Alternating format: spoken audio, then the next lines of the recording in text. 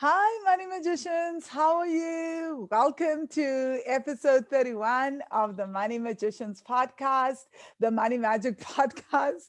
And my name is Vangile Makwakwa. I am your host for the show. I help women of color heal ancestral money trauma so that they can fall in love with their bank accounts, increase income, and live their best lives. And my guest today is another Money Magic student because I love interviewing Money Magic students, and she lives in California. Her name is Xeres Villanueva. Am I saying Uh, it properly? it's Villanueva. It's Villa Villanueva. It means new Villanueva. house. Means new village or new house in Spanish. Oh yeah, thank you so much. I'm so sorry I butchered it. I I All don't right. know how to say it, and that's so hard for me to do because usually my name is the one that's being butchered. So Mm. I don't like to butcher other people's names. So Sarah is welcome to the show. Thank you so much for saying yes to this interview. Before we start, can you please tell us about yourself and what you do? Myself, will go down. I'm says Villanueva. I live in Los Angeles, California, my adult Mm, life, but I live in different parts.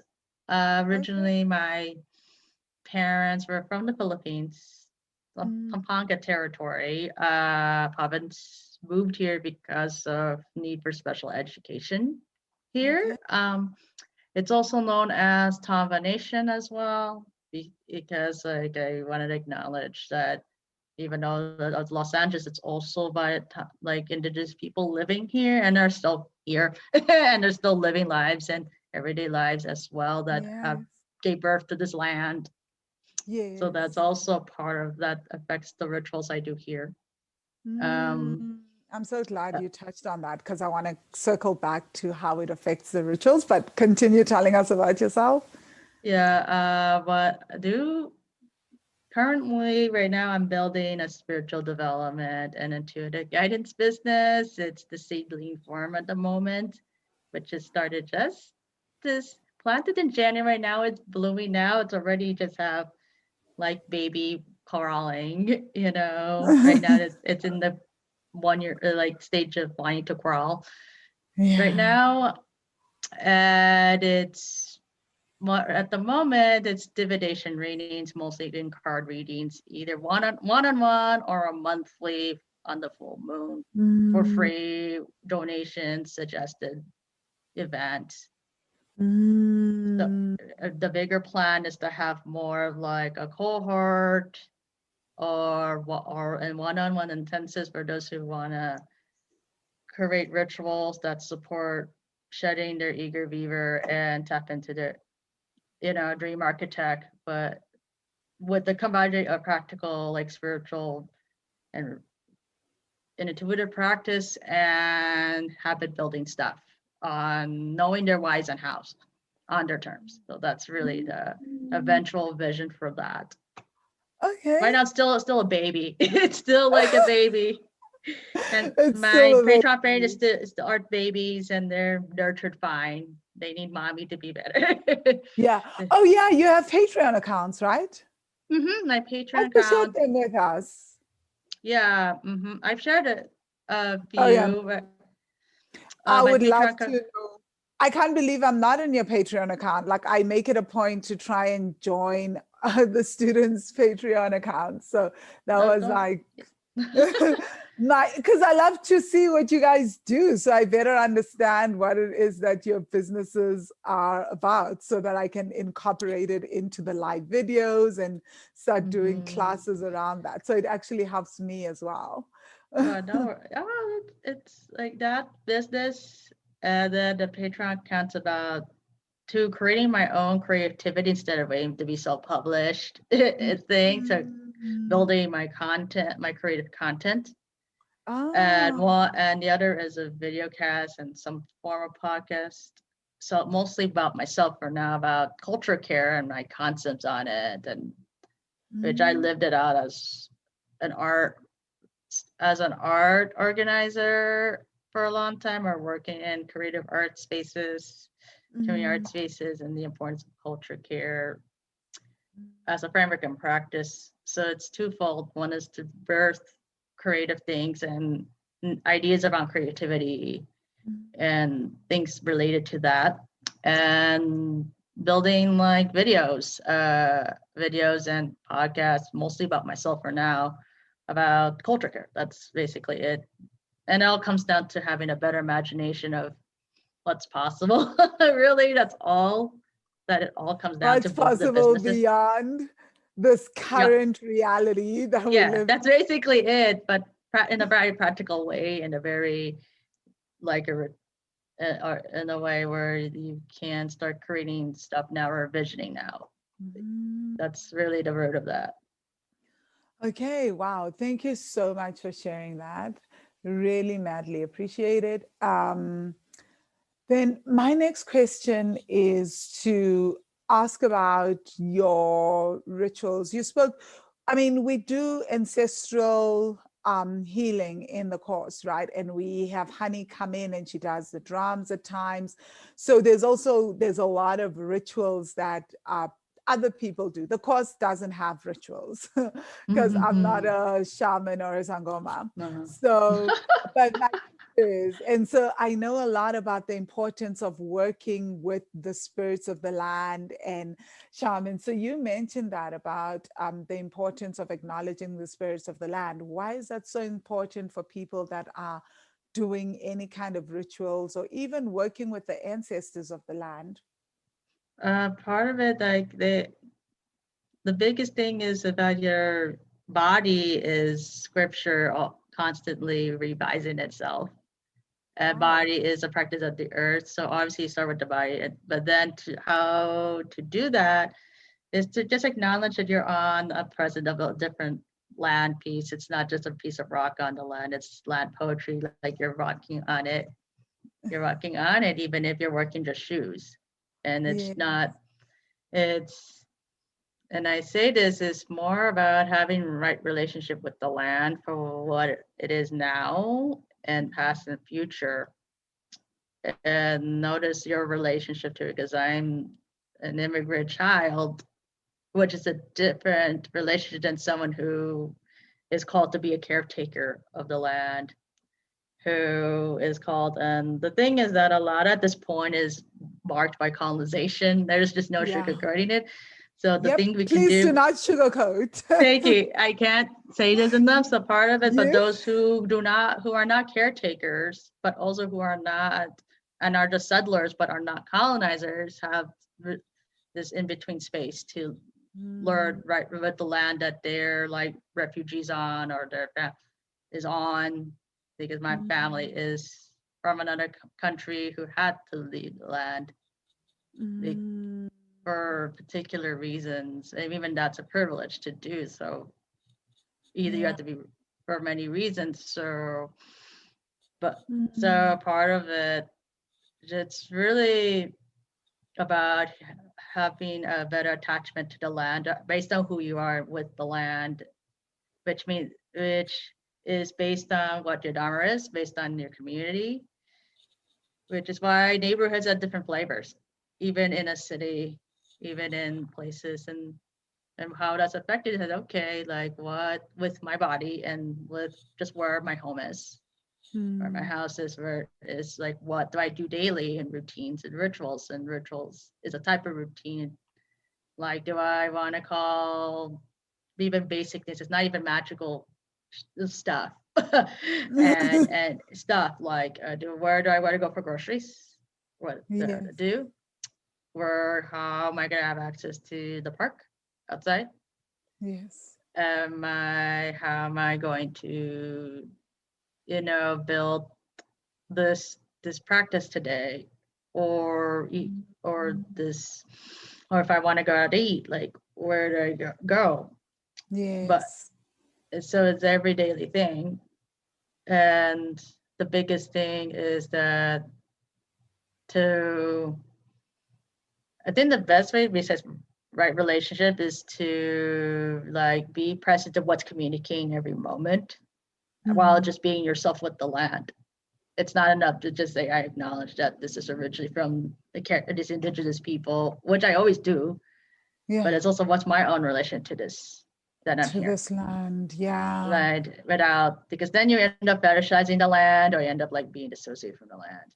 Yes. So how can, like, there's some practices I'm just thinking that someone can use on a daily basis to start building a relationship with the land and just, Uh, uh, mhm. I think one that is not a fetish and, one that isn't built off of like guilt or anything, but No, yeah. yeah, Since what I think basic is appreciating like what are native plants here, but not and okay. what not native plants here. Yeah. Like, big part, I guess I'm coming from like who had worked in an urban farm as part of my job, one of my jobs, which I did love, and is part starts with are what's the land telling me right now? I guess it's talking to me right now as I am in this interview is know the beauty of the climate and it's really starting with taking as a study of getting to know someone, not Mm, just because you want to understand for the sake of understanding, because yeah. understanding is comprehension doesn't make guarantee compassion. But Yes, let's be yes. real. But it's Yeah, like, okay, true. I think part of land is like, what do you like? What lights you up first, and how do you share that with the land that you do in? Mm. What spaces you like to be in while you're living on here? This is such a That difficult question. These are I, such it's the profound, simplest. but complex questions I'm I finding. think it's yeah. Like, what do you like? What do you like to Like, do? how Like, do I share this with the land? yes, The things that like, I and want. energetically, you're walking on it every day. Mhm. Whether you're going to the grocery store or driving.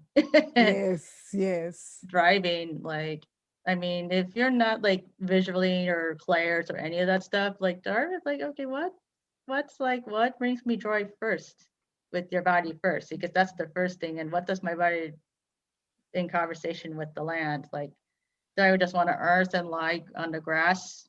And if I want to, like, where is the grass or ground that's safe to lie on? And you could bring your yoga mat or bring your blanket. Cool. Or I can just at the house right now, I don't feel like I can lie down. If you can lie Mhm. down, if it sounds like I just want to walk, you can walk. If I want to be a place where I want to eat outside a restaurant because I just want to just have someone be taken care of to me, Mhm. find a place where a business I want to support, and there I can feel the land there. So it's hard to answer this because it requires honestly no be honest of where they really are body wise, and then you can talk to the And land. so many of us are not in our bodies. So this is the No, challenge, right? It's like, I have to be in my body to actually be aware of the land. And as we're having this conversation and what you just said, it's also helping me understand the complexity, part of the issue with climate change and why we can't get to a conclusion is because some of us don't even realize, like, we're floating outside of our bodies or we're living in our heads, so we don't really ever feel a true connection to the earth that we step on. So it's hard to find compassion for earth when we can't even tap into our own bodies and feel ourselves and feel our own emotions. yeah, Hmm. it's something I learned through going about 7 years of leadership and healing development. It's really originally to find myself first and find the ancestors, and that helped me go forward. Like, oh, this is the land, my family, and also Oh, this is the land here. And it's when I would say that when you're used to like growing up with special ed kid and being seen as the ugly duckling and how to shed all that, I'm still shedding this, which oh, affects like you know okay, how do I appear for a job when this is running my head? How can I source the earth and all the elemental spirits for a job interview if I don't feel worthy to even have them in my life, to even invite money, to even invite them? So it's like, because earth and water is related to money, you need to know how to hold Okay, it. like now you just like took us down a whole tangent. So it's like backtrack, earth and water is related to money. Please teach us, school us. What do you mean? I'm serious. Um, Like I think I know what you mean, but I'm not 100% sure. So school me too. and this is just like few months, like several years of with my body, and this is like connection to the body that I learned through an anonymous counselor who is an anonymous artist counselor, is that you start with body because then it's from the same minerals as the earth and water. Let's be honest. Yes, yes, And true. then from there you can sense, and also ancestors are also in this with DNA, with epigenetics, Yeah. and so learning to just communicate with sensations, like what's that, what's the Mm. flow, and also what makes you well, what makes you ill, because you're made up a system, you're made of like a body, not just that, but a cultural body of your own, you're a living ecosystem, basically. You're a living Yeah. ecosystem. So you have to recognize that, which does take a while because it means recognizing that you have a self. And that took me a long time to do. And it's still Yeah. ongoing because I'm now at a place where I need to honor myself in connection to everything, even in this modern house that I'm living in. And just sensing like what's there, and even your own trauma reactions and stuff, which, and give yourself a sense of safety to do that, like what's the internal safety, so that you can be in conversation with your trauma responses instead of just letting them run over your head like 5 seconds every minute, every hour. Yeah. And that's always starts there, because what you're learning to have a secure touch to your body, you'll eventually learn this with the earth and the waters. Mm. Because for a lot of us who are wombs, Yes. particularly at hearts or past lives, or some of us have past lives as priestess, shamans, and or people with wombs, um, we're part of us receive, you normally have to receive the information on our body, receiving like what's the magic is already in our body, Mm. and what even the trauma responses like can give us clues without Yeah. resolutions, without forcing it to be like manifesting stuff. Mm. And the deep part, I think it's always come back to the body, really, because without it, then you can't sense the earth and water, because Yeah. water are receptive and powerful when angered, but powerful elements, Mm. elemental spirits. Yeah. I Uh, mean, and I if you heard. can't receive it, you can't receive money. You can't receive the spirit of money because you can't receive your body. You can't sense the of Mm. water. I mean, how you're going to say give like whatever or want to manifest something, but you can't have the water from, if you can't even handle receiving like what does your body want and need and give it to it. you know This like which podcast interview, I know, which podcast guest did we go really deep with? There was a, I know in this podcast, guys, I think it was with, oh, it was with Mary Lou. So it's in the 20s, podcast number 20 something, I think, or at least the late teens, where we talk about this. They're like, it's really, really difficult to manifest money if you can't receive, even on a physical level, like pleasure, or just receive the bare basics for yourself, because it's all connected, right? So if we can't receive even any kind of small amount of pleasure or just feeling, then it's going to be a lot harder for us to manifest money. It doesn't mean that it's impossible and that people No. can't manifest lots of money without that, but it's just so much easier to do this if we're open to receiving, and I guess like receiving what the earth has to offer. But as you're talking, I also know that there's been lots of studies done that like water carries memories, right? So like water carries a lot of memories, and that earth Yeah. has also retained so many memories. So the earth itself has memories. It's like these are living, breathing organisms. And we're just not able to see it because, while being human, we are so disconnected from ourselves. So, how could we possibly start to notice that these are organisms with their own, that have been alive for so long? Just like they've done studies now that trees are able to communicate with each other, through through the complex root system. They just send messages to each other, and that trees themselves also, like your 1,000-year, 2,000-year-old trees, carry memories. They remember the people that have come to sit there. They like sucking everything in, taking it all in. So I'm really, Mm. really loving this conversation because, yeah, I do feel that it is important to connect with the ancestors of the land.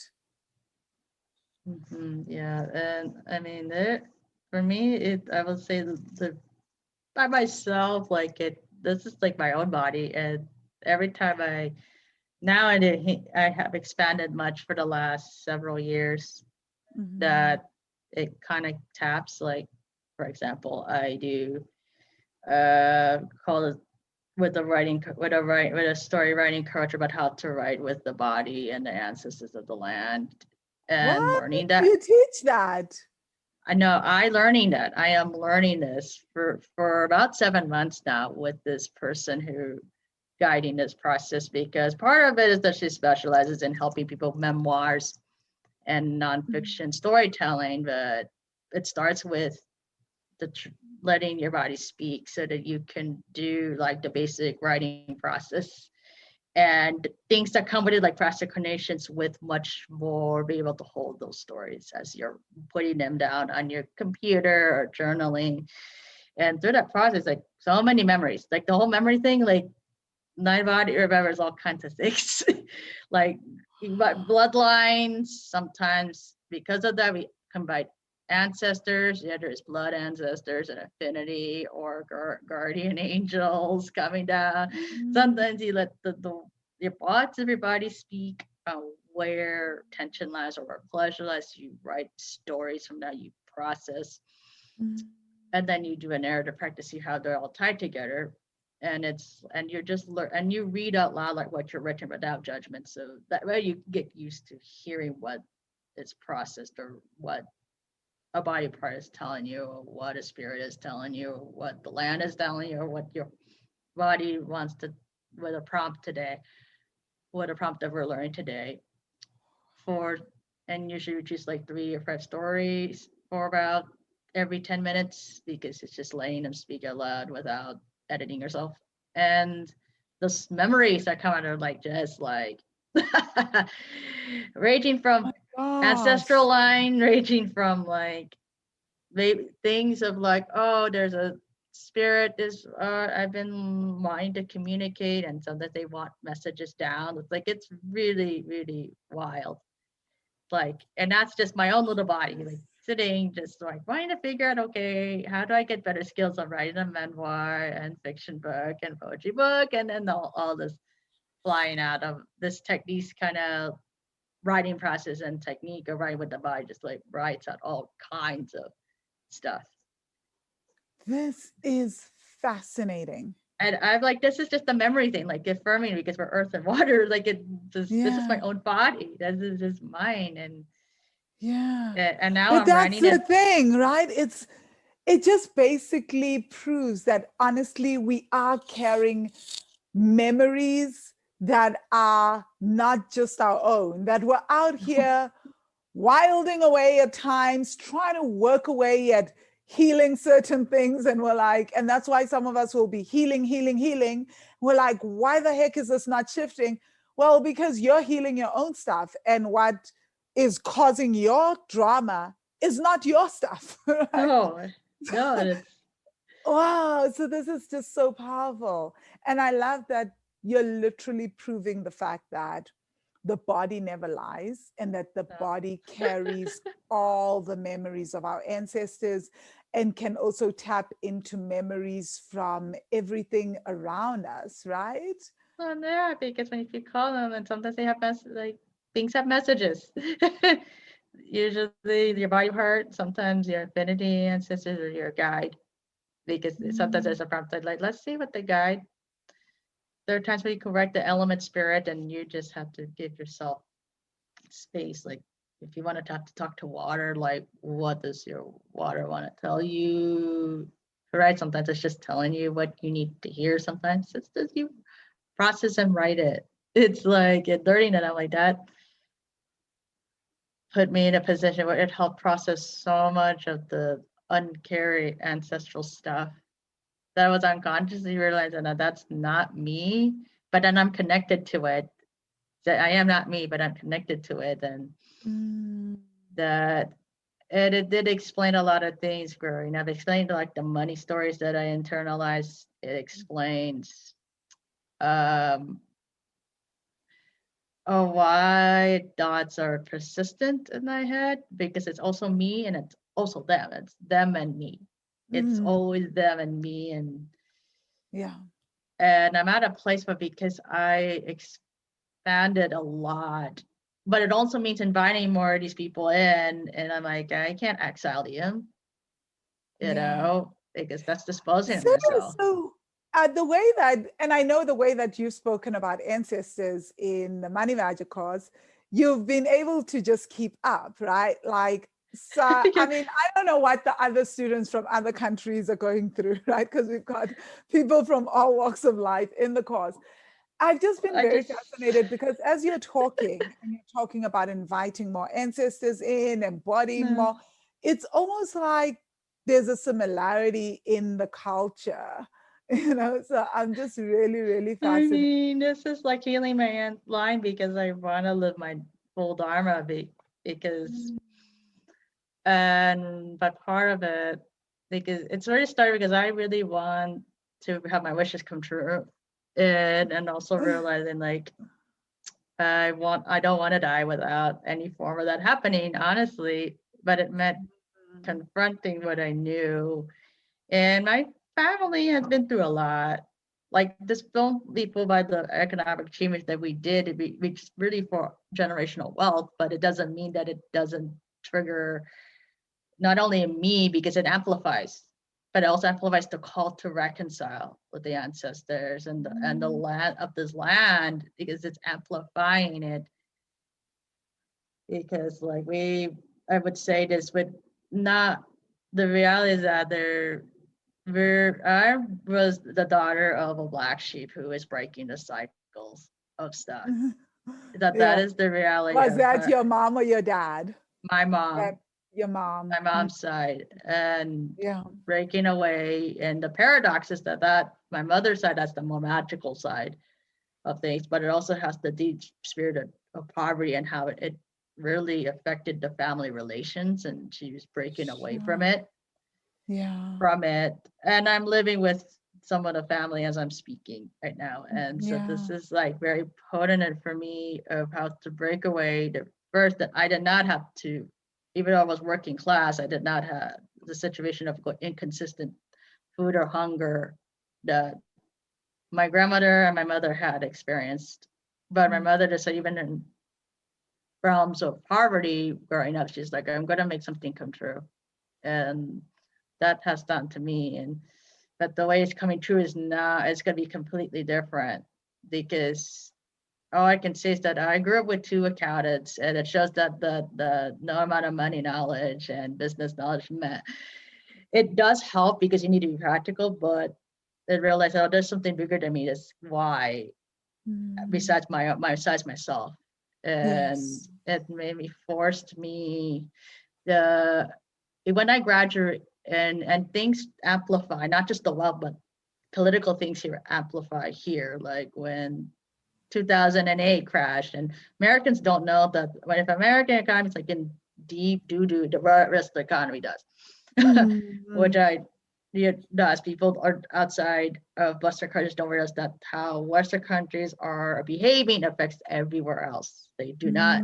There, mm, I knew kind of, which is why I'm working hard to transmute everything that's happening here. But here, and it affected my chances of job, and it triggered not just resentment current lifetime, but resentment of the ancestors, which now I'm realizing that's happening because, and it took me so long to accept that even though I did make the commitment to choose jobs that I like, they're not on the say in the dharma enough that it can financially support me to fulfill mm, my artistic ambitions, to mm. fund myself. And it's been revealed like through every venture I had, three failed businesses, three failed, like Wow, three failed businesses. yeah, three failed I so resonate. I've had two failed businesses before Wealthy Man. Well, side businesses, but two failed registered businesses with two all the side systems businesses in failed, place. two side Oh, businesses failure, with it's hard. dealing with seeing like family estrangement unraveling while I'm Mm, undergoing through this. And so family estrangement and the implications of that mm, affecting my immediate family of my mother's side. And so it's, and also like the internalized ableism, the internalized sexism and racism on me. And so it just amplified everything. And I didn't know what's going on. Like I didn't start really knowing and being secure enough in my own situation. It was not, you know, but it took like, in me, it's like I need to still find a way to be aligned with what I love to do. And it's not doing what I love is not like a whitewash phrase. It is my own life and death of fulfilling what my soul wanted to do. It's not a joke to me. Of mm. course, again, the common hustle culture where people are still worshiping, they turn it to a joke to really mean to mean that you love what you do, you don't get paid what you do, or you don't Yeah. have good boundaries. But for Mm, me, it is essential now, and even more so, because like and that's and the wake up call is really realizing, like bank account as usual thing, like I can't keep doing this. I can't. I mean, I mm, appreciate the support of my parents, which I am very grateful for, to even weather through. Like, there has to be something more than this, because I'm not getting even part-time consistent job, and this mm. is someone who is not like super working class, you know, Yes. So, and what stuff. more about someone who is in the working class, right? Yeah, and then and I'm like, Wow. but I have a calling, and I need to really, in me is like, I need to figure out a deeper way of doing this. Mm, So part of it is like, okay, I need to reach out.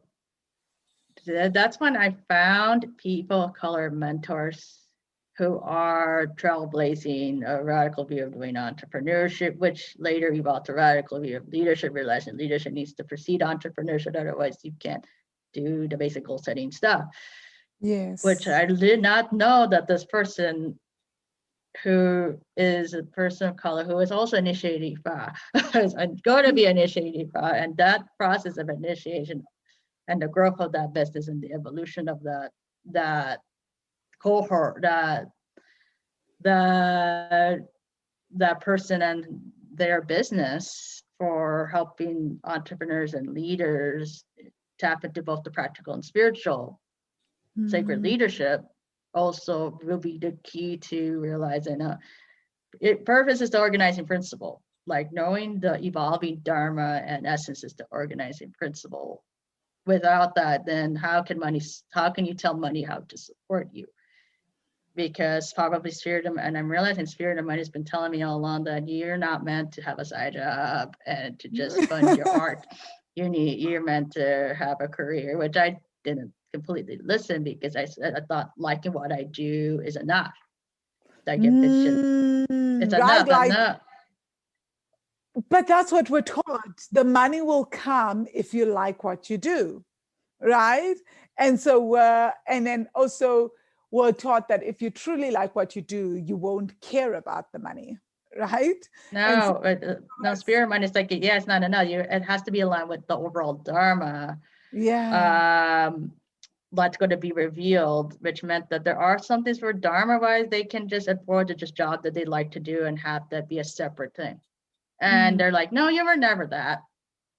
That's not gonna happen. We're showing many ways that yes, this is aligned with your desire, but it's not for your overall yeah. organizing center of gravity that is the prayer of your own, and that's not gonna be your basically if I because your overall dharma doesn't have to be aligned with your career, but translation it has to be for me, which I did Mm. not 10 years and not listen to shit at So what all. I'm hearing you say is that everyone has a different purpose, right? That some people can have like the side hustle of the arts and keep a proper job. And some people, it's that for whatever reason, their ancestors, Yeah, their calling, their souls require them to live the full art life or the full healer life.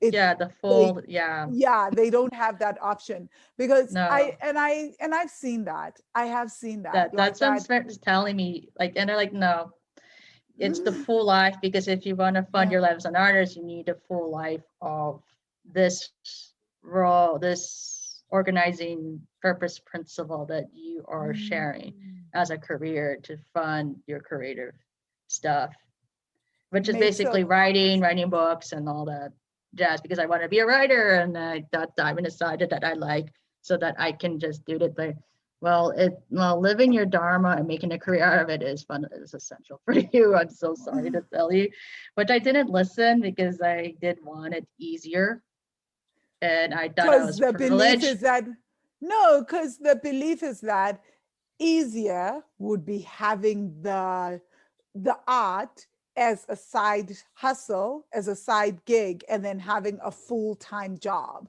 Yeah, Because that's then you're what. getting a salary, you're getting all these other things. But I love what you're Yeah, saying because what makes logical sense may not be what may how your spirit of money no, wants money to flow through to you. no. That So means like yeah. living a life as a spiritual leader and be funded for that. Then you can have your art side hustle steady.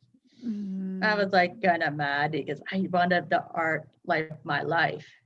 But like, yeah. no, live out your dharma first and be paid for it. That is like the bottom line. And be willing to risk for that and be Oh, smart about it, but be willing to.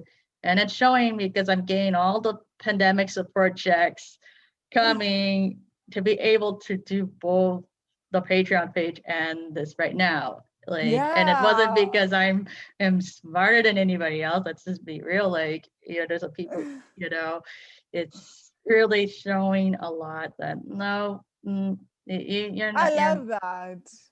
no, I'm getting all these support checks. I'm getting all these support grants. So wait, Ceres, I'm going to play devil's advocate. You want to tell me that by following your path, listening to the spirit of money, not doing the traditional get a job, hold down the job, but really working with your spirit of money and honoring what your spirit of money has asked of you, you are getting money from that. Like, That's insane, right? what? In the most unconventional places. Like I just received like this in our community arts group that I always been doing for years for Mm, admin and finance. I'm gaining it earlier. My wow. earlier because the pandemic. I've been doing more admin this year because we're now doing live shows because of the pandemic. That they're like, oh, we're gonna give like an earlier pay than the end of the year. Like Wow. just last week. Like give us Wow. about the process it but to tell to the organization that is a fiscal sponsor, but You know, it's just little things, like very little things. Yeah. But you know what it is? It's, gosh, I don't know how many times I'm going to say this in this podcast, but everyone's It's going not to hear because me. systemic oppression's any less evil. I'm sorry that's not that I don't I want to like be real. That is real. Like it's not because I am any more privileged to figure that out. It's because spirit is finding ways to hack this that really works for Mm, myself and my family. yeah. Yeah, Well, I think it's that's the so real issue. counterintuitive in a world where we're taught to make decisions from the practical versus to make decisions in alignment with our spirit, let alone like the spirit of money. I know when I started bringing out the spirit of money meditations, people were like, oh my God, we refuse to do this. And what is this? You know, and like, Ah, and it's just, it's hard to explain the spirit of money work. So we're not even it's going to hard. try Yeah, we're on not this gonna try, but podcast. the point is that like certain multiple spirits, not just one, it's multiple spirits who Yeah. are called to work with me on this Yeah. because you need a spirit support village. Don't just rely on Um, one being to talk yeah. or your ancestor. They're all like, and they're hacking ways Mm, to work mm. with basically bypass systemic nonsense in Hey ways that now, can we that's all it. have more of that? More that will help the win-win good. But that Yeah. would mean you have to learn to relax into it and not adopt the dominant ways that yeah, you will get more money, but you will end up losing it into and your bank account's going to be a dust bowl. It's going to be Yeah. a dust bowl, and you're re-traumatizing yourself in the process. It's Oh, let us not talk about that. The re traumatization, just like, you know, the thing that gets me, we don't often talk, we talk a lot about hustle culture, but we don't talk about what, like, all the other systemic oppressions that are built into hustle culture, right? Like how we're taught to swallow our voice, how we're expected to do business with people that discriminate against us, that make us feel less than, all for the sake of money, right? And how that is a form of re traumatization, not just to ourselves, but to the ancestors that we walk with. Imagine you're walking into spaces where, like, literally, you are constantly, to earn money, you are constantly being put down and shouted at or treated in a particular way because of your race. And that, we don't think about what that's doing. We're like, oh, yeah, we can take it because I need a paycheck. I'm like, no. I can take it. However, I'm also walking with my ancestors. We walk with many, right? As you said, we work with many spirits. And now I'm walking into these really toxic workspaces. And every time words are hurled at me, microaggressions are hurled at me, my ancestors are being re traumatized as well. So I'm Right. like, how do I expect them to actually show up and do the most work with me when they are still getting secondary trauma because of me? And Right. and that I am also Oh my in the god. situation. So for me, it's always been about that. But I guess like this podcast is the one where I get to talk about that because I haven't had an opportunity to actually explain that part of what upsets me about the cultures that we're expected to maneuver and work with, like hustle culture. Like, again, I always say to people, I feel like part of why I break through in terms when I rest and basically prioritize ease is that I give my ancestors to also rest and prioritize ease. And out of just gratitude, they just like, here, child, you are teaching us, you are healing us, here, go, go, go, you know? So they also get to enjoy things. But like when I'm busy re traumatizing a people that have been oppressed and forced to work by actively buying into that same culture, whoa, no, you've got to, No. like, we've got to rethink this on a serious, serious level. No, yeah, exactly. That's what they're like. We're anyways to hack. We're not gonna put you through there. And it's the whole family at the Yeah. moment. That's really what's going on. Oh, I didn't end up expecting to do it, to be honest. I think the lettuce like wanting to say stuff because it's more what I'm saying is it's actually a reminder of myself that don't feel reminding us don't feel guilty of where I am at right now because at least you're Because you've done the work, right? work. Also, I think I support that. Don't feel guilty where you're at because honestly, you've made an unconventional choice to work through spirit, and Yes. spirit is supporting you, right? Yes.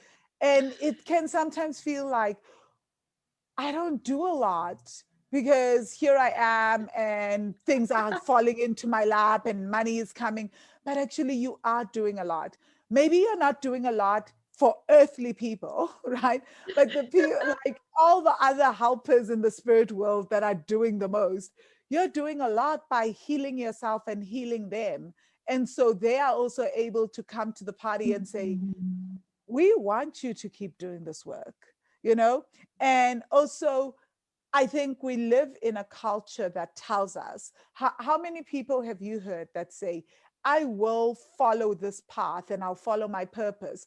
Once I've gotten the job and I've made enough money from the job and That was me. That was like me for, if I was financially secure, then everything would be perfect. Like the perfectionist. I know this. That is what my voice was. right? That is And meanwhile, spirit is like, follow your path and everything else will fall into alignment for you. oh my But gosh. then we make it so freaking hard because we're like, no, first I'm going to go all the way and go get the job, do everything, burn myself out, and then I will follow the path, and somehow the money doesn't, and somehow the money That's will like come nothing goes from that. on. I think the people then, yeah, and of course, it's one that's naive because, Yeah. because what it's coming through is that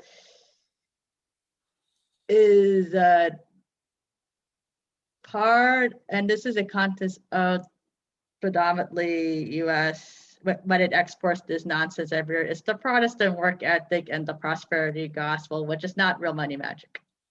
And it's idea that you have to basically they miscrew got it to a warlord.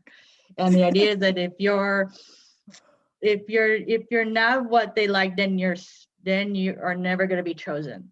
Mm, don't get me started on God's favorite and favoritism because I'm like, That's what the and divinity prosperity. That's why cannot prosperity. Yeah, have yeah.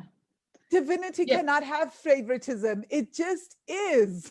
No, there's no It is. favoritism, but that's what the myth is, and unfortunately, Like you prosperity cannot gospel like is sold as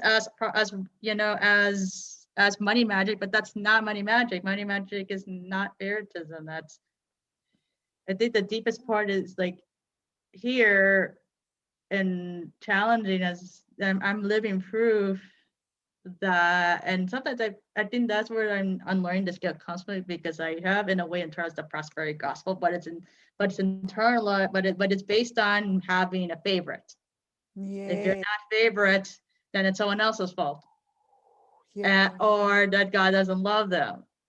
Uh, Oh, you've you know, just and given us the whole God wound. Well, not the whole no, God but wound, but that is a what a whole lot of people don't portion of what realize is. about like the prosperity gospel myth, like, and they think it's money magic. Yeah, it's money magic, but it's wrought with this favoritism, Mm. which And leads to like, so, and which that it's like this poison, this how I say this, like it's like is this what, and it leads to people who saw through that even more resentful of money. It's like, why are these people saying this ideology of prosperity gospel when it's not real magic?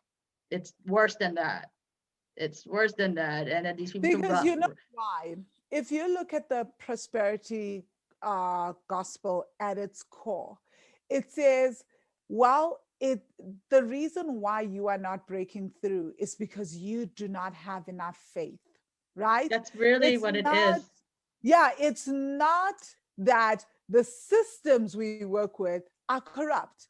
It's not that It's they not trauma. It's not like you just need to tap none of into your that. It's magic. just that you need to have enough faith. And what it does is it also absolves the oppressors of any kind of guilt or any kind of blame for whatever role they are playing in an I'm like, oppressive system, right? I This can't is go around why about they this. love it. They Love love it it. And it's because of alienating. It's that. like parent alienation of money. That's what they're doing. This is like parent, if you the misfortune of sadly of known people who have experienced parent alienation from a horrible ex. That's pretty much what's happening. Spirit of money is we're alienated from it from a horrible ex.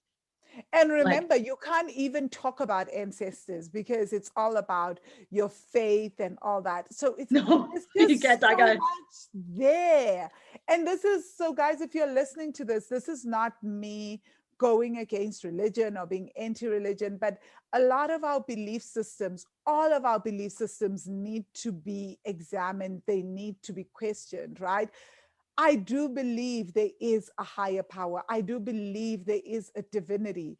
But I also do believe that what humans do with divinity is extremely, can be extremely oppressive at times, right? It's hard to tell people that like are really struggling, their nervous systems are going through the most that, well, the reason this. why you are not breaking through is because you don't have enough faith. Sometimes it's no, it's because your ancestors oppressed my ancestors for centuries, and now I don't have any land. And because I have no land, I can't grow food. And because I can't grow my own food, I have to rely on certain kinds of foods with more chemicals, and I don't get access to healthy food because organic food is so expensive. So that means that I'm more likely to fall ill, and then I have to spend more money on healthcare. But did you forget the point where I don't have land, so I don't have investments, and I can't, and I haven't been able to build generational wealth. So now I've got all these extra expenses, right? So Yeah, these are people things that don't we they don't need want to to just name that. have a conversation They, about. we don't want to name it that because that's why the land back is important. And I find that they're very willing to collaborate with anyone who's there. You just need to show up as yourself and your ancestors and just attend build repertoire with the land, like which doesn't have to require like living in a cave or Mm. any of that. Like it's really just what it's like any way you build a relationship. It's that this just comes back home, but that's why the process is damaging. And but I feel like a lot of people are like, let's be honest, too macho about admitting that the current like co-optation of law of attraction and spiritual money principles is baloney, which it and that's not real. Like I was able to source more money from like actual like money altar, even though it doesn't go money, than learning about believing that if God provides for me, like then I am favored baloney because it's not. I think it also brings this big rift between us and the divine. Because Yeah, if my friend is going to church and praying and getting lots of money from that, and I'm going to church and I'm praying and I'm not getting lots of money from that, I am more susceptible to draw this conclusion that I am not God's favorite. yeah, that Right? is. So then it just then starts to create this deep faith rift between me and divinity, and me and my own relationship with the divine, and my own relationship with the divine parts of me. Because then I will start having issues with divinity, which, by the way, guys, this is the core of the God wound work, right? It's like starting to redefine what divinity means to us and how that is affecting our relationship with money. Because some of us have well, not me because I didn't grow up in the church, but most people did have gone through that, and without even knowing it, we have internalized these beliefs. So even me, who hasn't gone to church, who didn't grow up in the church, I internalize that, right? Because why is it that everybody is doing all the work and they getting blessed? That means that somehow God has it out for me, because hello, people are doing the most and not even doing half of what I'm doing, but they're getting their blessings. And the more that you hold on to that, right? And that whole like, some people are highly favored, some people are not, it actually doesn't help in the long No, run, right? I mean, no, it's great to believe that. If you believe that you are highly favored, by all means, keep believing it because that belief system is working for you. But for those of us who are watching and have never had that concept of being highly favored, the God wound needs to be healed. And I was one of those that really, really believed I was on the opposite spectrum of highly favored. Like, I was like, in fact, I am highly cursed. That's what I used to believe. Because it's like, I would be watching all these people and then I would try the whole, like, okay, I'm going to pray, I'm going to do good. But it wasn't like doing good and doing things truly to help other people. It was so that I could be in God's favor, right? Which also which doesn't help the issue at all. So no. I'm so glad that you brought this up because so many of us are walking around with that, and then we're beating ourselves up for not having enough faith. Just like in the law of attraction, you're not grateful enough, you are too fearful, you shouldn't like. Yeah, that's the thing, right? It's like, if only you felt more gratitude, if only you thought more positively. My response to that is always like, it's hard for me as a Black woman to be expected to think more positively when I am constantly met with microaggressions by the outside world, right? Like, you're asking me to do mental gymnastics, change the system for me. Let's talk about how changing the system can help me be a more positive and smiley and bubbly human being. Right? Like, Yeah, I would exactly. be very smiley and bubbly if I lived in a fair system, right? But then to Right. expect, and there's something so violent about expecting the most oppressed and the most impoverished people in the world to start thinking and acting positively, right? Like, if I were to go to a hectic place, be it anywhere in the world, right? Like any ghetto in the world, the US, South Africa, Ethiopia, India, the UK, anywhere, and I find people really struggling. And then I'm like, if only you could think more positively, your Oh, situation that will is change. humane. That means you're not connected. That is a disconnect. That there disconnect is not gonna get you money at all. Let's be real. Because part of it is money's relationship, and if you're dissociating and mistake that for Mm. positivity, I think not I only are mean, you it's being extremely violent. It's extremely cruel, but violent it's because then cruel. it is cruel and it's extremely violent because I'm like bypassing so many socioeconomic issues and I saying, can't do and then that. what I can't.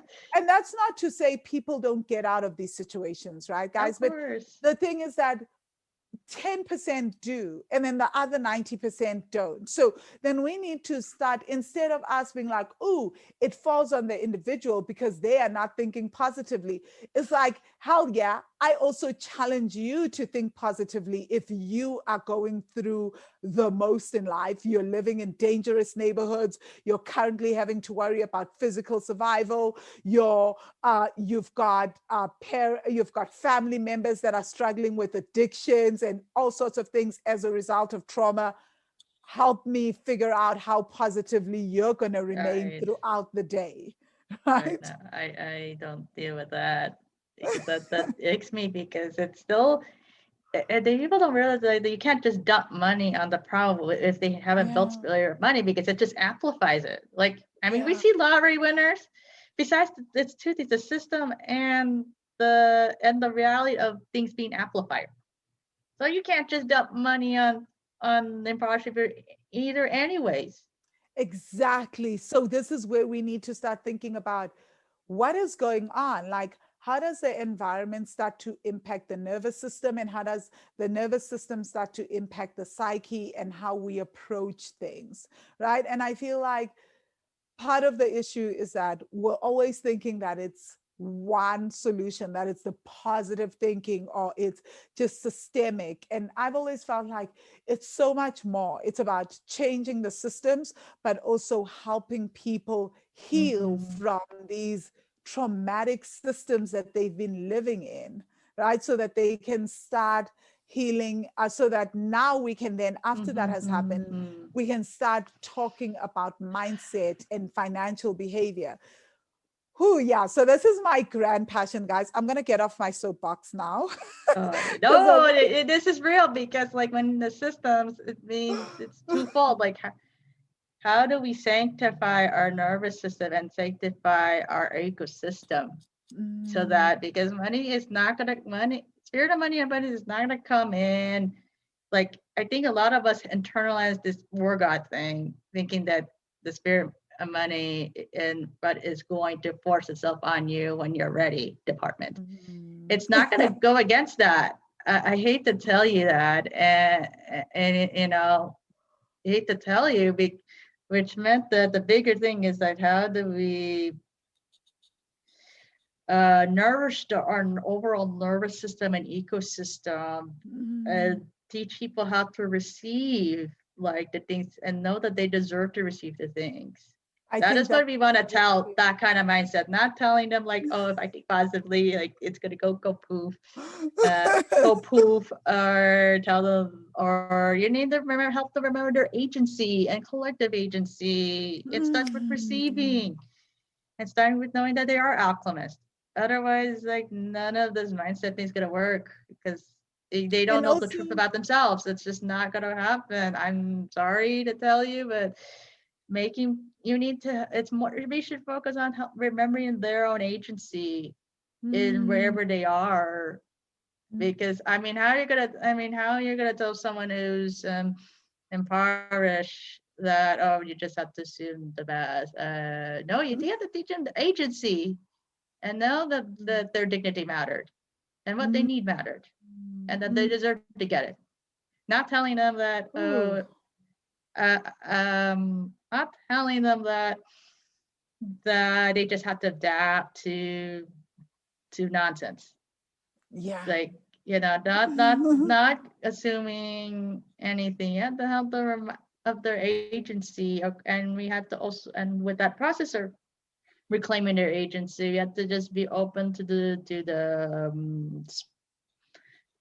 spiral process of what relearning that skill is, which means we Mm, can't. It means we cannot control like about how someone else heals because heals either because that's still colonial mindset to tell them that mm, because yep. we don't need any more people to tell them that we need to adapt to sick society. Oh, We need yeah. to But tell like, people they can calibrate the vibration of the whole group and the mm, group think, and that it is possible to learn that skill and learn that capacity, not making them feel like they either have to just to either completely assimilate to that or like just like go at it or just like wait until Sky Daddy favors them.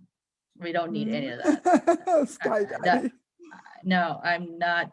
That's not tell people that at all. Yeah. It's not I any of think, those. Yeah. yeah. Yeah, I know. I'm so glad that you brought this up. Well, I got on my soapbox about like broken systems and how like all these things like we don't realize just how much trauma it does to the body and the nervous system. But I wanted to just ask you, what does money mean to you? Usually I would ask this question right up front, but since we're nearing the end of the interview, we might as Mm, well. hmm. Right. Money mean to me. It shifts a lot. Before money used to mean that it was to hurt me or is withheld from me because I thought it was only for the favorite. Yeah. As well as yeah, I had this, but not how I wanted. So that's was a rocky start. And it's no longer is Now money is is like water to nourish and drink and to Mm, make space for. mm, I love And that. trusting that the relationship of money will be win-win. Mm, That's where I am at, is learning how to be win-win. I don't have to look how someone else does it, yeah. but how to make a win-win for both of us. Yeah, and I think that's such a beautiful description because often what we're taught in the society, and I think so subconsciously and unconsciously so, is that, well, to make money, someone has to lose it, right? You have to figure out how to get it from others. And I think it does come from this history of colonization, right? And slavery, and that, like, a lot of times, a lot of these Western countries and a lot of other countries have built, well, not, I don't want to say other countries, really a lot of Western countries have gotten their Let's wealth, be real. but let's just keep it real. Yeah, I'm like, nope, I can't think of other countries, but like a lot of Western countries have built their wealth from colonization, like that colonization kind of upped the wealth game for them. And so it also then altered the way that us as a human race, the way that we perceived money was that, oh, it's a take from those that are from others, and you leave them with less as long as I have more, right? So is that I having money is at the expense of the other, as opposed to how can I have money and others also have money? That what's good for me, my profitability can also be good for others, that I can make money by also, but also leaving others better off without having to completely drain them and impoverish them for me to have more. And I think this is Mhm. why money has been such a difficult topic for most of us, and especially for many spiritual people all over the world, across cultures, is that there's this fear that, well, if I do allow myself to have money, it means that I need to be taking from others and I will impoverish others in order for me to have money. But that's only because Oh, that's that's been the dialogue the last 500 years, just yes. because of what we have observed. It doesn't have to be Right. that way. It doesn't have to be true because we had made exchanges and Yes. learning about different money systems outside the US and debt, which of course that means you actually have to study economics to know, which Mhm. is a whole nother rant about it, like other ideas, but learning about mutual aid and learning about actually mostly like different ideas and history, just knowing basic history, not censored version of how money works, like tells me really that it doesn't have to run like that. Yeah. It doesn't have to run this way. Like A lot we of things don't have to run the way that they that you run, don't have to. That honestly. just knowing it helps. Like yeah, it doesn't. And it could happen now. Like I Yeah. don't, and that really learning. It's ironically learned the history of debt that really opened. Like I don't have to Oh, run the way it does. yeah. It can change. I think that's the most important thing. Therefore, I feel like now I'm at a place where what if we can have entrepreneurship as a form of alchemy of all this pain, Hmm. you I know? think we've already, like, a lot of people have already started doing that. Um, Yes. and like doing it seriously. And it's really, really beautiful to see that, And I think that there are conversations that are happening all over the world where entrepreneurs are saying, what if what is good for business can also be good for society, that it's not either or, that business and society are not at opposite ends. So I'm such a Hmm. believer in that. Like, I mean, for me, it makes so much sense that what is good for society is good for business. What is good and what is good for business should be good for society, because obviously, if I'm making sure that my employees are earning more and earning above minimum wage, and I'm looking after the environment and I'm looking after the community, the earth is going to survive longer, which means that I am going to be around longer. My descendants are going to be around longer. My business has a chance, right? And like, if my employees are getting paid well, that means that they will give birth to children that they can support, take to good schools, and those children will probably keep investing in my product and service and keep buying it, which means that my business is going to keep existing for long periods of time. But Right. often we don't think like that. Oh, like Again, yes. because I the was a pioneer minute, of this, like a social enterprise. Like I was that person of supporting these things. And now I'm seeing now I'm entering the shifting to really supporting a spiritual development, realizing I need to mentor leaders to step into their step into their dream architect, to their yeah. visionary self Mm, now at this transition of building my own for me.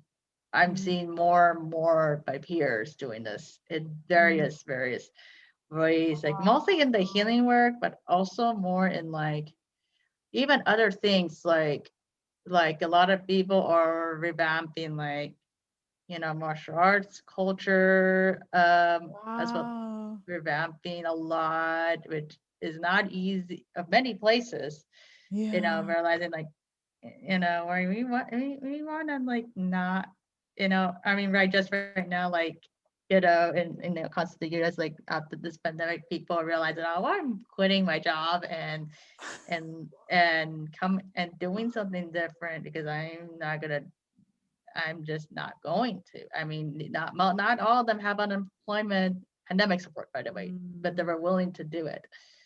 Sure, that's So incredible. that many people are like, I'm not dealing with this toxic nonsense anymore, like because Thankfully, like, like and they're we all like actually signing never there, had they're not to. giving up. Like they're all like they're reflecting, even when they're working as essential worker, they're like, Mm, this is not really. No, when we're gonna like move on to a different way of doing things, so we're all gonna resign. Like mm, many are like really are risking that in the middle of still a pandemic after a year because we're not putting up with this. yeah, And I'm like, I'm like, yes, like, congratulations for me because I'm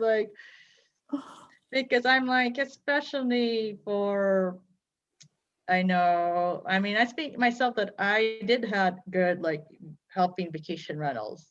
It wasn't an easy job, but I yeah. did. But then the 2020 happened, and I'm like, I was gonna do like being a therapist anyways, but that accelerated the process. And now this new baby business is born. So this is an example of this spiritual business thing is born, but it doesn't have to be that. It could be other things besides that. And seeing, I think part of it is triggered that wanting to create and while leveraging their social privilege to do this is seeing how people, even people above them, still are so devastated, both Mm, below and above them, yeah, and how many yeah. don't care about them, or how certain communities don't support the business owner that has been there for them. That they're like, you know what, I want to make our own life. Yeah. Because I've seen like people below me who are working are just like treated like crap, and even people above me that have I respected are treated horribly by Mhm. either by customers or by their company or by their coworker. I'm like, I had enough. And that's where we are. Like now we're gonna see more and more of this. Like we want to do like a win-win differently because I don't Yeah. want to keep seeing this. I don't want to keep seeing this. We got to do something else, and at least Mm. all I can do is get myself out of this. Yes. And I'm loving that. Like, I've been reading up, especially with a lot of friends in the US, they just talking about how like so many people are refusing to go back to work, are walking out of their out of their jobs.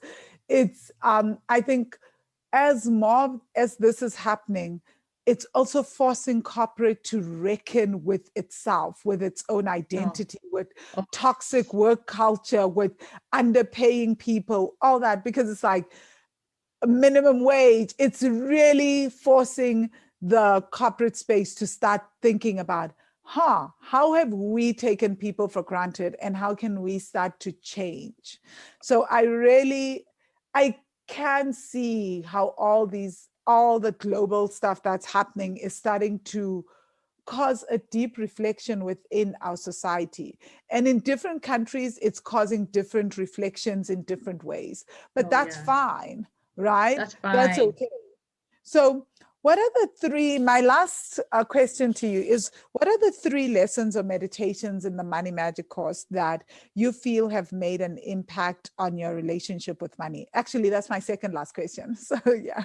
No worry. The God wound and the invisibility wound. That's big. Oh, And the other big one is really a lot of the inner child. And there's mm, many impactful because I have seen things flying in my head and ancestors telling me things more and more. sure. But I think the I think the most impactful because I did not realize I had a God wound until I did this. I thought I Yeah. love divine because I'm always in tune. And I'm always in tune. I'm always like faith and activism. I've been that person. I So know and it's I so hard when I tell people to go to the God wound, and I usually send the most spiritual or the most religious people, the people that go to church the most, or who are so like helpful to society. I'm like, start with the God wound because of that, because they most likely they are the most unlikely to see that they have a God wound, and yet yeah because they have such a deep relationship with the divine, because if you're relationshiping with something, you're going to have many issues and ideas and concepts around it, as right. opposed to someone who has probably never relationship with the divine and has never That's cared.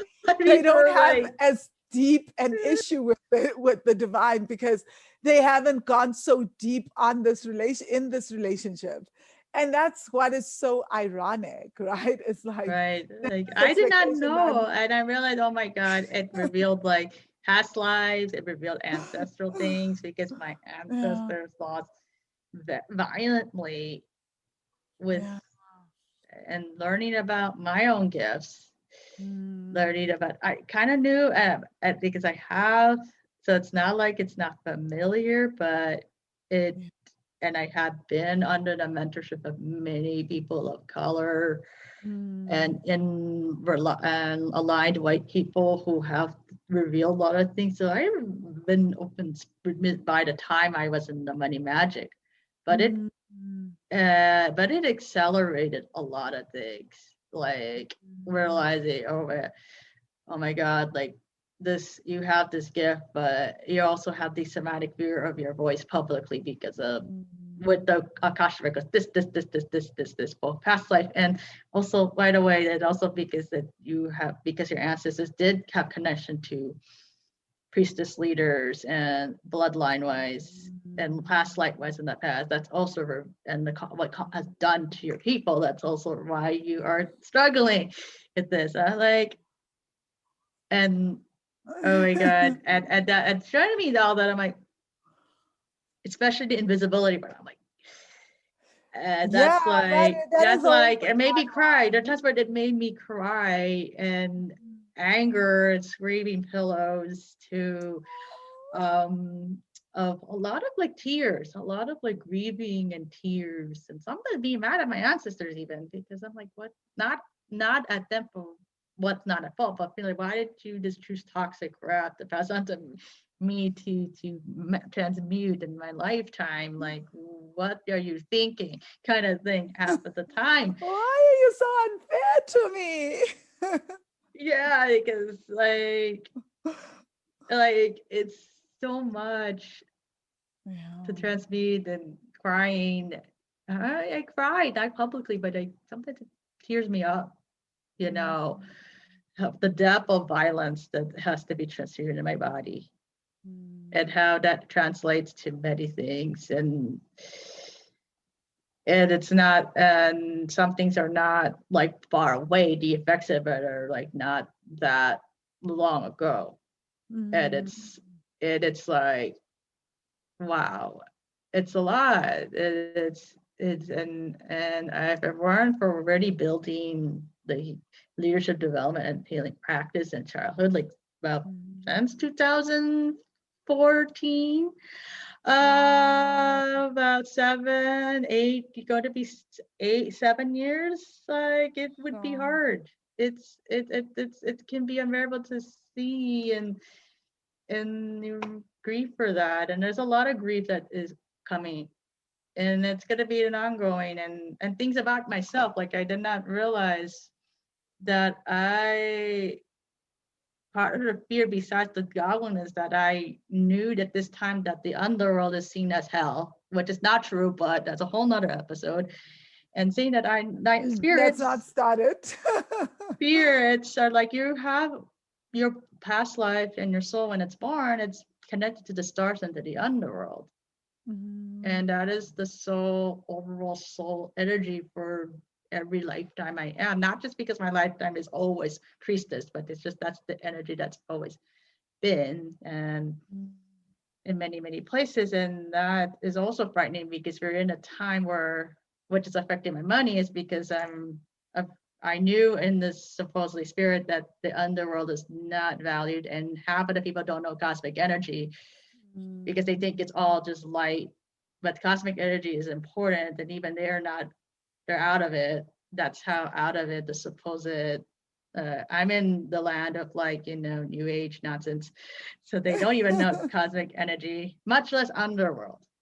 And I'm Yes. the soul that have chosen to have star ancestors and chosen to be alive, to work with the underworld for since it's born, since its energy is concepted for many lifetimes because of, and to send it to mastery. And it's like, crap, like this is, I don't, I'm in the wrong, I'm am I in the wrong place over there where they're all like think positively and all that, Oh when my gosh, it's, this is why I love doing the work that I do, because the people that I work with come, like you guys are coming with like, we're here to do the work. We're here to feel the itch, to get into our bodies. Please don't be coming and just confusing a healing with just like, ooh, we're just here to think positively and spiritual bypass oppressive systems, pretend things don't exist.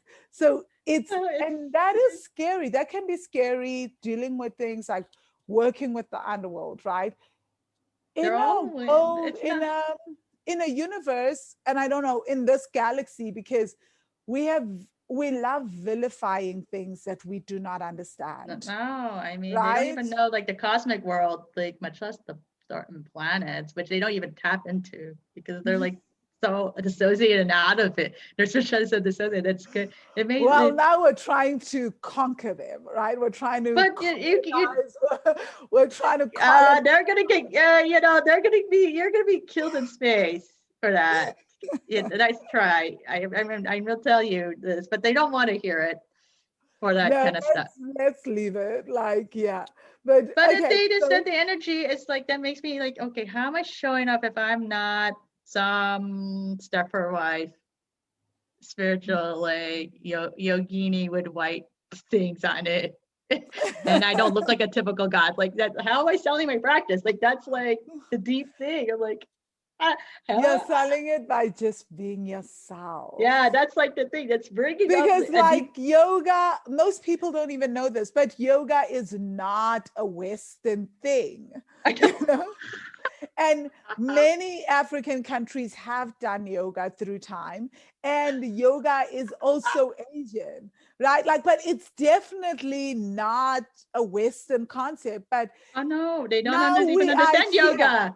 right? But now we're here. Yeah, because, and it's something that I learned a lot when I was living in Sri Lanka, where like the conversations, especially with Sri Lankans, was really, really fascinating because it was this deep understanding that what the West terms as yoga. And also, I kind of like fall into this and buy into this because hype, and sometimes it's just like, oh, Yes, we all do it. like I, you me want to be part, included, but Ron. Don't. my crime is that We're I repenting of don't that get now. it. Don't worry. It's all good. Right. And Those I know ancestors of better. yoga understand. They're more understanding than you think. It's just Which is that we tend to think it's all about how bendy and flexible you are. But yoga is also about how it's about living. It's more like a philosophy of life. What you're learning on the yoga mat doesn't start, is not how to bend, etc. It's about how to breathe through things, how to do certain things even in difficulty, how to remain in your body even when things are going crazy and not leave your body. So it's more about the philosophy, and I get that. But like I said, guys, I do, like, I'm human. I do fall into the Instagram live, even though I live with Mangala in Sri Lanka, and Mangala always does the most to remind me, listen, this is not why you practice yoga. It's not about the bending, it's not about this, it's about how you live your life. And I'm always like, why did my ancestors send me this woman again so that she could just keep stopping me from wanting to just do the all the other stuff and play with other kids and be like other kids. yeah. That just remind me, like, yeah, you get stars. Like I just get stars because I did like a guided sound healing thing with a person who's a Yeah. cosmic worker who is who is European and Native American channeler, who's an actual channeler and Yeah. working with star energies and I said the matter energies for healing to get sound. And it's like, no, it's the people who are also do have star ancestors, and it's really all about like coupling your energy and just learning to know how to go up with them. That's really it, Because and I mean, repowering memories. And I'm like, oh, this starseed thing like really is to just be connected with your star ancestors. If that's your spiritual ancestors, that's really it.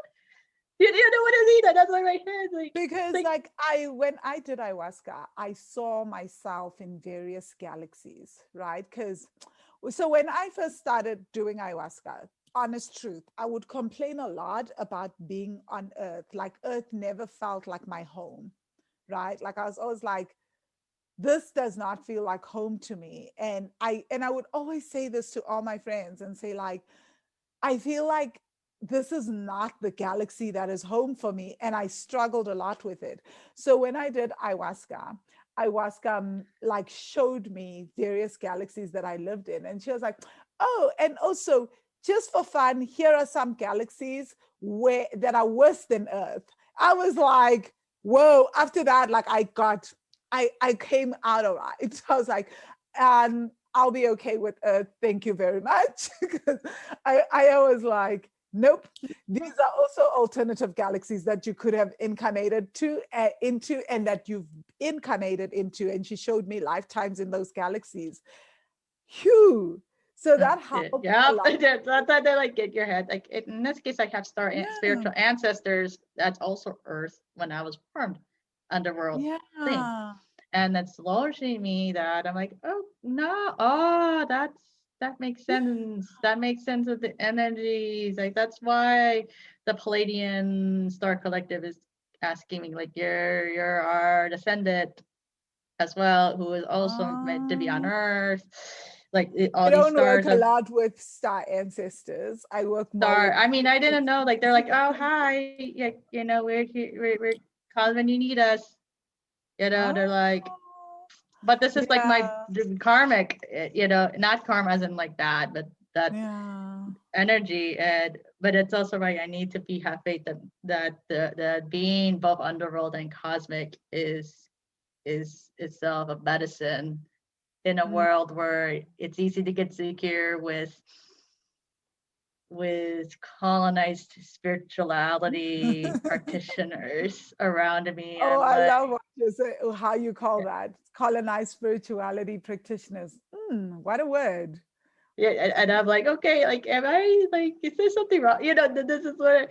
And then there are all these star being ancestors in the underworld, like telling me, no, you're both of them, and you're different, and you're Mm, luckily you have something where they can't see all that, but yeah, but that's why you're not them. And honestly, they're in their la la land. That's why you don't get it. That's why you don't get it.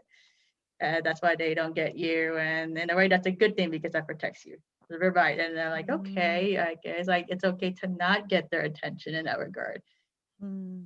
when I'm Ooh, starting okay, out. we can like you've just taken me down a path that I'm not going to open up No, that let's has not do that. to Yeah, do yeah, yeah, yeah. But with I mean, spiritual that's just learning bypass and about the God etc. wound Yeah. and showing me all kinds of things. Like, you know what, this you're meant for Wow. this. That helped me hear them to tell me that you don't have to be those people because Yes, I love that's that. it. Like you're not, you're just not Yeah. that, and be okay with that because it's Yeah. you're they're telling me that what, like, just you're called to enjoy these energies for what they are, Mm, and let them figure out their waywarded ways. Let them mm. figure it out. You just enjoy us, and everything is good. Like, okay, I'll take that. Oh, I love it. I love it. So, my final question is, how do people reach you? How do they find you? How do they reach you? So, just give us your social media links and maybe your Patreon sites. Or I any other way that people can reach you if you feel comfortable with people emailing you, I etc. don't mind emailing me. You can contact me at my Instagram and Facebook page is Embracing the Estuary Moments. Like, you could Okay. type that in online, so that's both the same title. That's the Yes. name of the company that's holding the spirit, my business. Uh-huh. And my Patreon is the Prophetic Muse right Oh, now. the So that's prophetic views. Okay. Muse, yes, which I is love still in that. construction because of things going on. So it's not as much updated, but it is the prophetic. So my patron is the Prophetic Muse. That's my Mm, patron for all my personal creative things. yeah. The and my business is Embracing the Estuary Moments in Facebook and Instagram. So that's how Embracing you the can read. estuary moments. Okay. And guys, we Yes. will definitely also share this on in the description. So if you're if you're watching this, check out the description of the videos and we'll take you to the links for Facebook, for Xeres's Instagram as well. And we'll also share her email. We won't put it. No, she didn't share her email address. So it's Oh just yeah, Instagram I and you Facebook. can contact We'll me by put work the email. Oh, I Patreon. forgot about it. You can contact me on my work email at xvilla1228@gmail.com. That's just my general work email. Okay, it's So Villa 1228. at gmail.com. That's just my general work project email. But you Okay, can also contact me. okay, fantastic. Thank you so much, Sarah. Thank you for coming through and just having a conversation with me. And I'm sure our I listeners are like, yeah. whoa, we just got taken down so many parts in this interview, I guys. did. I would like to go. It's gonna be about money story and it just taken to all kinds of things. It And I'm wasn't, grateful for it. Yeah. right? I always roll with that because I'm like, spirit, this means this is what we're doing. Like I have questions for the guest guys, although I know it doesn't sometimes it just seems like nope, they just came on and then we'll start on a whole different topic and we'll never ever get to the questions. And I love that. That's like Thank you. this is like spirit just leading the conversation because this is the conversation that was meant to be had today. So thank you, property. Thank you, Money Magicians, for Yeah. joining us. Thank you, Sarah, once more. And guys, if you enjoyed this interview and you're like, oh my gosh, the Money Magic course sounds so interesting. There are people in there that are doing such interesting things, and I want to be part of this tribe. definitely go to wealthy-money.com/money magic. Again, wealthy-money.com/money magic, and sign up for the course. And if you're watching this video or listening to the podcast on iTunes, Podbean, or Spotify, and the course is not open for registration, get on the waiting list. You'll get all the information when the course does open up for registration. And also do leave us a comment on YouTube and on Podbean, but also like and share this podcast. And also on iTunes, please go give us a 5-star rating and leave us a review. We'd greatly appreciate it. So thank you, and until next time, we'll see you guys Thank next you. week.